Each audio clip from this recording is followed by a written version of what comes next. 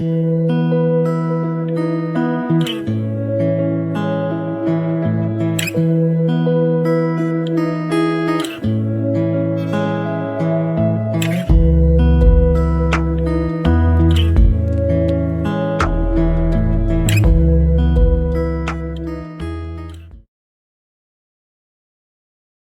you all, it's Dayna with the Hardin County Extension Office, and I am here to do another video for the Hardin County Public Library. And if you've been following along, we have been doing videos on different appliances.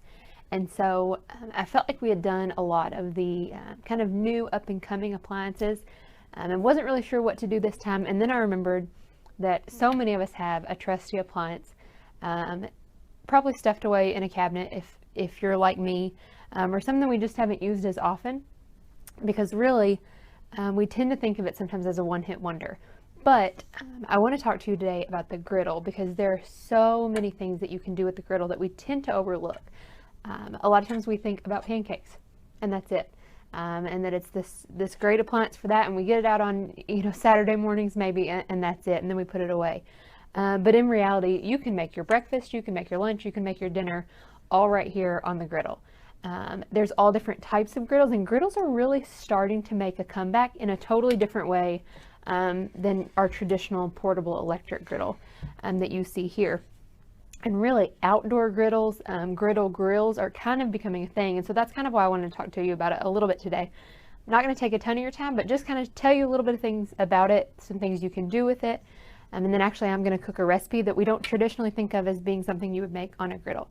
And I will tell you, I am in my office, you may be able to tell, and that's very intentional. I'm in my office just to kind of brag about the portability of this, right? I could sit here and make breakfast, lunch, and dinner in my office at any point if I wanted to, because the use of this, the ease of this, the cleanup of this is just so simple and really worth looking into. And so you don't have to be somewhere fancy. This is the perfect appliance to take if you're camping, or if you are tailgating, or just kind of wanting to do something a little bit outdoors. Your griddle can always go with you. And so let's talk about even what a griddle is, because we tend to, again, think of it being this pancake machine, and it really is so much more than that. So a griddle is just a large flat cooking surface. And so it's an appliance that it's flat, it's large, that's about it. And so there are little ones, there are huge ones, there's residential ones, commercial ones, all different types of griddles, electric, gas, there's even wood griddles, coal griddles. There's multifunction griddles now that have a grill component or a panini press or different things like that. You'll find sometimes that griddles are made of aluminum or steel, and other times you'll find that they are made of cast iron. And so it really, when you go and purchase a griddle, it's all about what you need, what you want, and how you're going to use it the most. So do you have the counter space for something bigger, smaller, whatever it is? Are you going to leave it outside? Or are you looking for the portability option of a griddle? And so I use my griddle all the time. I love to make things on it, like pork chops and fish. In addition to, I love making pancakes on my griddle as well. But for me, it's just so much easier than getting out a skillet. Sometimes in a skillet I feel restricted because of the sides. Especially if I'm trying to flip things or anything like that. And so I love that a griddle gives me so much more surface to cook on. Plus, it's the only dish. It's done. I can cook one thing here and one thing here and go from there. So you may even find now, if you have maybe a gas stove or something like that, there are griddle attachments. So I have a gas stove at home, and we have a griddle plate that we can set over our burners, and we can turn two burners into one griddle, which is a really nice option. So I tend to use this quite a bit less now, unless we're going somewhere, because I use that griddle plate now instead. But if you do have an electric griddle, a portable one, you're going to have the griddle plate itself. You're going to have typically your plug. I mean, you can kind of see on here, and this is part of why I have this backwards, but you can adjust and actually preheat your griddle, which we'll talk about in a little bit. So it gives you your temperatures control there. You tend to have a catch plate, I don't know what you want to call it, but something to catch the grease or the trash almost. There a lot of times there's a little hole in your griddle So if you are making pancakes or something and something has dripped, you can push that to that and this all catch, then you can take that out, throw it away. Very easy to do there. I shouldn't try to do it while I'm have it leaned. And then you will have another grease tray that we tend to see go on this more open side of our griddle. So one of the things while we're talking about grease, one of the big benefits besides just the large cooking surface of a griddle is your food actually is cooked healthier on a griddle, typically because we use less oil. And so you just kind of oil the surface. Olive oil is a great option, a healthy option. And so you're not using as much as we tend to in a skillet. And then because we have this tray here, as we cook, or say we're making burgers or something, and they then produce some grease, you actually can push that off and not continue cooking within that if you want to. So you can continuously cook or push off grease and things like that in your tray, either this one or this one here. And so a nice piece about the griddle, which is usually pretty handy. So again, we talked about all the different things that you can make on a griddle. We tend to just think of pancakes. You can do pancakes, eggs, omelets, bacon, sausage, those traditional breakfast foods that we tend to think of. Hash browns, you could just do tomatoes and mushrooms, whatever you wanted to put in your hash browns, things like that. But you can do grilled cheeses, you can do hot ham and cheese, you can do burgers, you can do fish, pork chops, steak, shrimp, chicken. You can do pizza on your griddle, you can do dessert on your griddle, you can make tortillas, French toast, all kinds of things. You can reheat your meats if you want. If you've got maybe some pulled pork or something from the day before and you want to just heat that up really quickly, a griddle is a great way to do that. And the thing about a griddle is that it tends to bake the surface of our food. So even though it seems very similar to a pan frying method because it kind of replaces that skillet option, the difference is instead of frying our food, it really does give that more of a baked sensation. And so it bakes the surface of our food, and then it does it with less oil, things like that. So it is quite a bit healthier. We talked about how it's perfect for camping, beach days, ball games, tailgating, whatever it is. And then again, just not to mention the easy cleanup of this. You can unplug everything, stick this whole thing in your sink and dishwasher, whatever it is. Now, if you have an outdoor one, that's a little bit more difficult, but get a scraper and just scrape everything off, and it's really simple. There are a couple tips to keep this in good shape. One being that kind of like cast iron, we're going to treat it, especially if you have a cast iron one, we're going to kind of treat it the same way, in the sense that before we cook our food, we're going to pre-season our griddle. And so that just means you're going to rub oil all the way over it, and then you're going to heat that oil up. That not only is going to help your food cook, but it's going to help keep the surface of your griddle in good shape.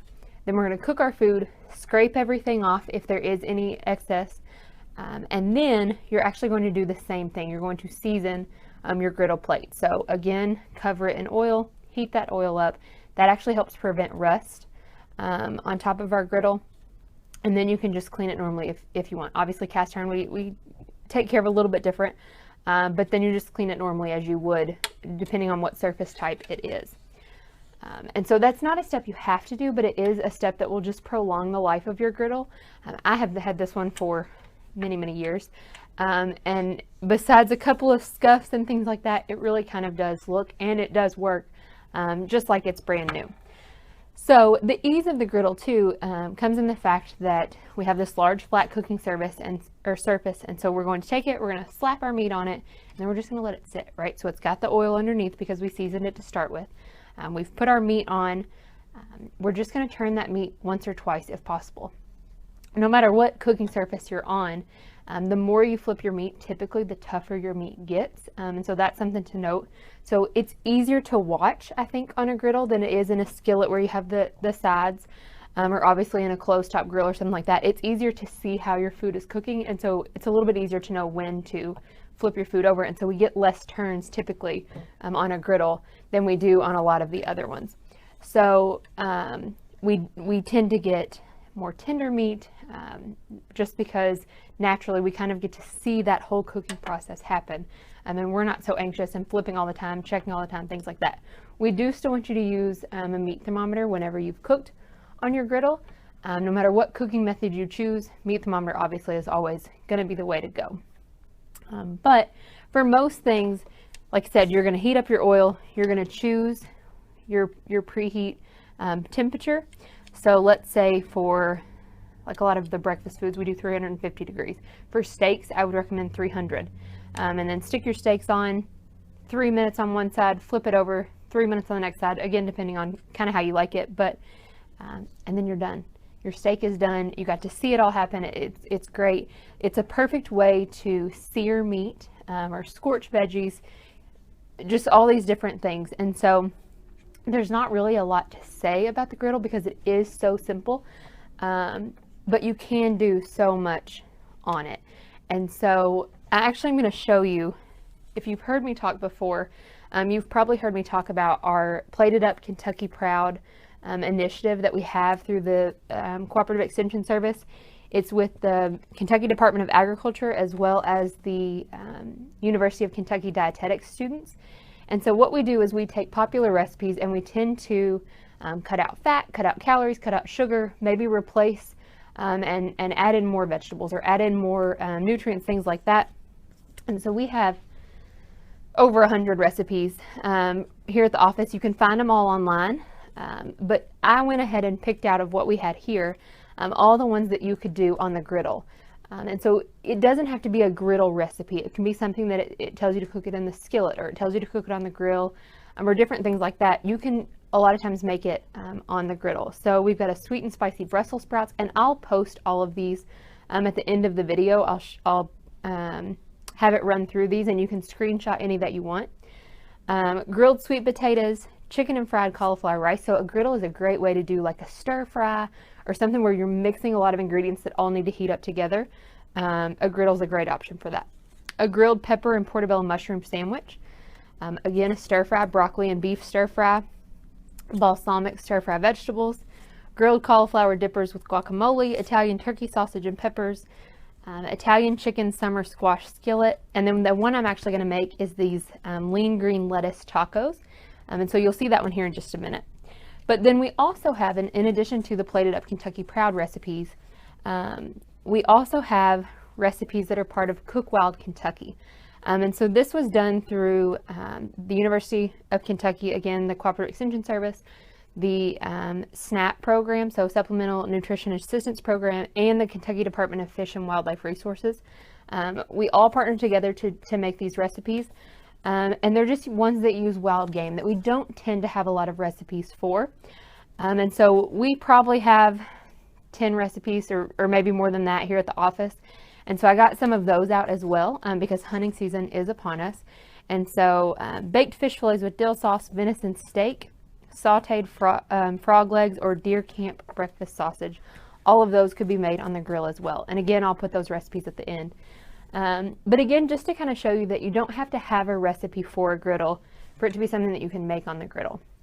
And then also to show you how many different things you can do. So all these different meats, vegetables, things like that can all be done on this as well. So questions in the comments as always. I'm going to run through some of these recipes while I set everything up.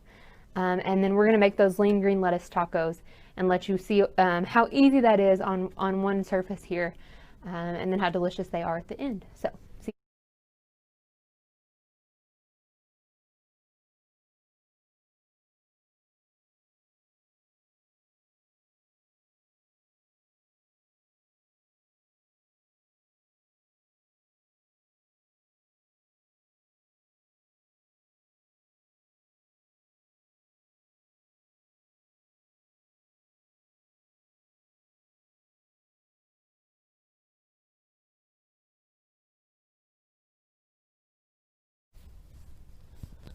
All right, so we are going to make these lean green lettuce tacos. You can see on the recipe that it actually calls for ground beef, and I'm going to use chicken instead. Just personal preference, and to kind of show you that not only can you do a lot on the griddle, but anytime you have a recipe, you can play with it and make it however you want. So this time I replaced the ground beef with chicken, and I'm not going to do the red onion, and I'm not going to do the rice. but that again is just personal preference. But this is a delicious recipe. I've had it with the ground beef, with the rice, and loved it that way as well. I like a lot of things about this recipe, but it does include several vegetables, which is a good thing. So we've got the lettuce leaves as our taco shell, and then we've got zucchini and corn, and we've got some black beans and tomato sauce and taco seasoning, and then again that protein I did chicken, and we are going to do it all right here on this griddle. So I'm just going to kind of let you see how I do it. It's very simple. You can kind of see here, I've got the olive oil there in the middle. I'm going to go ahead, I've just turned it on, so it's just heating up, but I'm going to go ahead and move that around just a little bit. You don't have to have a brush to do that by any means. But I am going to be doing several different ingredients on this griddle, and so the more spread out I can get that just helps us. It's non-stick already, which is one of the things that helps make a griddle a healthier option. You're not having to use near as much oil to get your food to just move easily throughout the pan. And so we just used a tablespoon of olive oil there. You could use avocado oil. You can really use any kind of oil, but avocado oil or olive oil are going to be your healthiest options. And so I've already prepped everything. You can kind of see I've already washed and dried our lettuce leaves. I've chopped up our zucchini. I've got our black beans and our corn out ready to go, tomato sauce. And so what I'm going to do is go ahead and start cooking this chicken. And again, you can kind of hear it start to sizzle and sear just like you would if it was in a skillet. But again, we get that extra bonus of I can see everything that's happening here without the rim of the skillet kind of getting in the way of my vision just a little bit. And so once this starts to get to a point of being cooked, then the rest of this recipe is really just heating the food up. We want to heat up our zucchini, and we do want to make it tender. But then we're going to add in the beans and the corn, really just to heat them up. And then we'll add a little bit of tomato sauce. I'm not going to use near as much as the recipe calls for, simply because since I'm not doing ground beef, there's not so much for it to mix in with the one piece of chicken. And obviously I would do a lot of pieces of chicken on this if I was serving a family or, doing a program in person or anything like that. But since this really is just a demo, I didn't want to waste the chicken, and so I'm just going to do the one piece to just kind of show you how it cooks so easily on the griddle. So you can see it started to cook there on the edges as we see it turn that white color. And then what you see over in the corner is the taco seasoning. You could do this as a traditional taco recipe if you wanted. You actually could heat up your tortilla on your griddle as well. Put a little bit of cheese on it, melt it right on the griddle.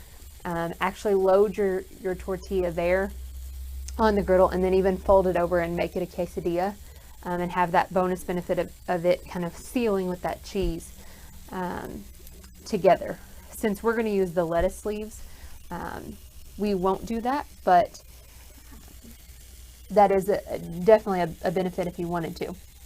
Same thing if you did the ground beef. You could do turkey, you could do steak. I would likely shred this chicken at the end for my lettuce leaf taco. The lettuce that I have here, I actually did the leaf lettuce. So all of the pieces are more of this leafy green, darker green. That's going to be our healthier option, but it's going to be more like a soft taco shell. Whereas if I wanted to do a head of lettuce and get some of those crunchier pieces, some iceberg lettuce, something like that, some of those crunchier pieces, it would give you more of the similarities of a crunchy taco shell. So it really is personal preference. Good rule of thumb, the darker the green vegetable is, the better it is. So that's why one of the reasons I did go with the leafy green lettuce instead, but really, that can go either way. That's obviously a healthier option regardless. So while this cooks, I'm going to talk a little bit about some of the other recipes that, again, you'll see. We do have those here at the Extension office, recipe cards just like this one, or I went through that list earlier, and I'll just kind of show you here, even though it's on there. They are just on these nice cardstock, and then the recipe is on one side, and the back side tells you about the main vegetable that's being highlighted. Or it may not always be a vegetable, it may be fruit or some other sort of Kentucky produce. And then it's going to tell you when it's in season, the nutrition facts about it, how to select it, store it, prepare it, and preserve it. And so these cards are so much more than just a traditional recipe card, because you really do get all those bonus benefits there on the back. And then, like I said, if you don't have the cards or don't have a chance to stop by our office to get a card, you can see right here the website where you can see all of the recipes that we have with the Plated Up Kentucky Proud Project. So it's just platedup.ca.uky.edu. So make sure to check that out, because again, this handful that I have here is nothing compared to what we have in our stash. And then on top of that, and I'm going to go ahead and flip, let me try to make you, oops, sorry about the shakiness there. Go ahead and flip this over. And that is just white like we want our chicken to be. We'll add our seasoning and stuff here in just a minute. But these recipes are a very similar project, but again, to highlight some of the wild game that we have here in Kentucky that is traditionally hunted. And we just saw a lot of you know, deer being made into jerky and steaks and things like that. People, you know, we fry the fish, we fry the chicken, things like that. And so they took, and like I said, we probably have 10 or 15 of these, but they took these different sources of wild game and just did the same thing, where they made healthy, delicious recipes that's something different that you can do with any animals that you harvest. And so we do have some of those here at the office as well, that we would be happy to pass on to you, or you're welcome to call us and we'll stick them in the mail to you. So chicken is cooking. I'm going to go ahead and add some of our zucchini. I like zucchini a lot, so I'm going to do a bunch. But that really is kind of up to you on what you would prefer to do. But again, we're letting our zucchini sit on here to tenderize and heat up for when it goes into our lean green lettuce taco. And so there's our zucchini. I'm going to go ahead and add our black beans and our corn as well. And I'm just going to dump again. And yes, I am still cooking this in my office because the portable ability of our griddle here is one of my favorite things about it. And so you can hear it's kind of quieted down, but I'm just going to kind of move this over. And so that all of my vegetables there, that one is cut up, it just doesn't want to separate there, can get a little bit of heat while they're all still being cooked together for when I add my tomato sauce and my taco seasoning here in just a minute.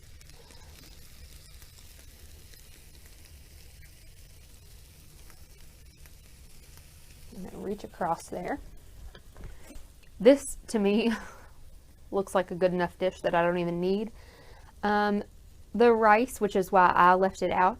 But this recipe does call for you to make some brown rice, to put some cilantro and some lime juice in that rice, and then that would actually be your first layer of your lettuce taco.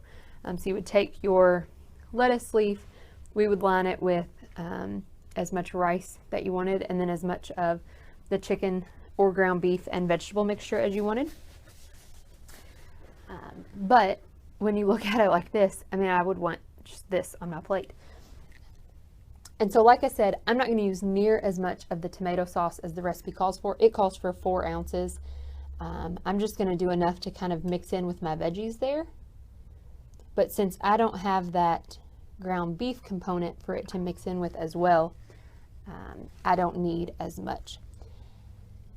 And then since I'm only doing one piece of chicken and not multiple, it does call for a 1 ounce package of taco seasoning, and I'm not doing near as much of that either.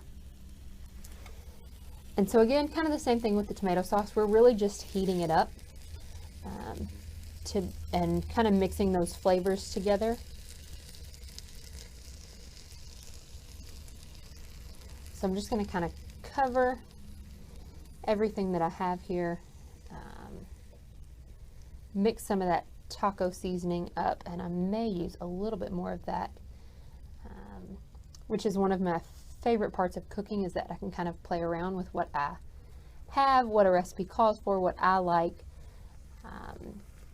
If I don't want as much, I don't have to add it. If I want more, I can add more. Or maybe I would add in different things. Like I read this recipe, and even whenever I was at the grocery store, as I was doing it, I thought, man, I would really like peppers in this. If there were peppers in strips or dices or anything like that, I think that would be a really great addition to this as well. And so maybe for me, I would substitute peppers instead of the rice that I didn't do. But like I said, and I'm really just playing with this now to try to show you what I can on the screen there, I'm going to go ahead and try to cover our chicken so it gets some of that flavor in. And I'm going to switch it, or flip it, I mean, so that I can put some taco seasoning on the other side.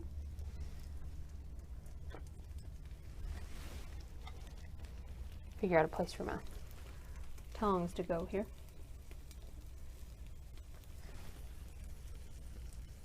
So I'm going to put a little bit more taco seasoning on all of it, because I do really enjoy taco seasoning, especially on my meats. And I did get the low sodium option of the black beans, of the corn, and of the taco seasoning.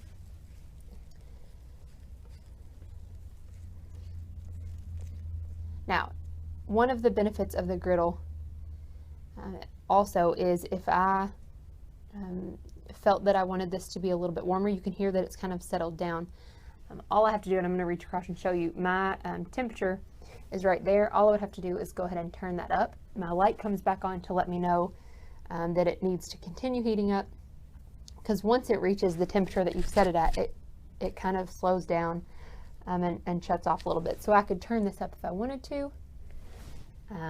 You'd hear that sizzle kind of start to come back as it heated up, or you can even see my tomato sauce has started to sizzle again, if I felt like I needed that. I am going to show you too, say I was cooking something and something came off, or I didn't need, or whatever it was, my little trash can feature here. I'm certain that's not the official title of it, but I just drop it down in that hole, and then for easy cleanup later, I just pull that out, dump that, and move on.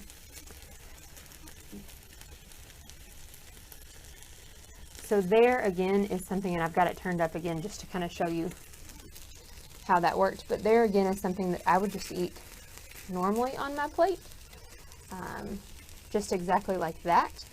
I'm gonna go ahead and turn this down. One of the other things that I like about the griddle is how quickly it responds.